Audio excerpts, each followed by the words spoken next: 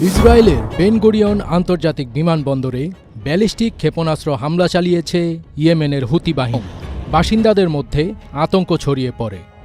ইয়েমেনের সেনাবাহিনীর মুখপাত্র ইয়াহিয়া সারি বলেছেন, ইসরায়েলি আগ্রাসনের জবাবে আন্তর্জাতিক বিমানবন্দরে একটি হাইপারসনিক ক্ষেপণাস্ত্র নিক্ষেপ করেছে। বিমানবন্দরের কার্যক্রম বন্ধ হয়ে গেছে।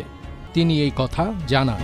ইসরায়েলের বন্দর ও বিদ্যুৎ কেন্দ্রে হামলার জবাবে পাল্টা দুটি ক্ষেপণাস্ত্র ছুড়েছে ইয়েমেনের হুতি বিদ্রোহীরা। ইয়াহিয়া সারি আরও বলেন, তেল আবিবের কাছে অবস্থিত বেন গুরিয়ন বিমানবন্দরে একটি হাইপারসনিক ক্ষেপণাস্ত্রের আঘাতে ক্ষতিগ্রস্ত হয়েছে, যার ফলে বিমানবন্দরের সব ফ্লাইট বন্ধ হয়ে যায় এবং তেল আবিবের বাসিন্দারা আশ্রয়কেন্দ্রে ছুটে যেতে বাধ্য হন। ইয়াহিয়া সারি আরও জানান, ইসরায়েল অপরাধ চালিয়ে যাবে, ইয়েমেন তার সামরিক অভিযান অব্যাহত রাখবে। এই প্রতিক্রিয়ার অংশ হিসেবে ইয়েমেন রেড সিতে ইসরায়েল সম্পৃক্ত যুদ্ধজাহাজের বিরুদ্ধেও সামুদ্রিক অভিযান অব্যাহত রেখেছে।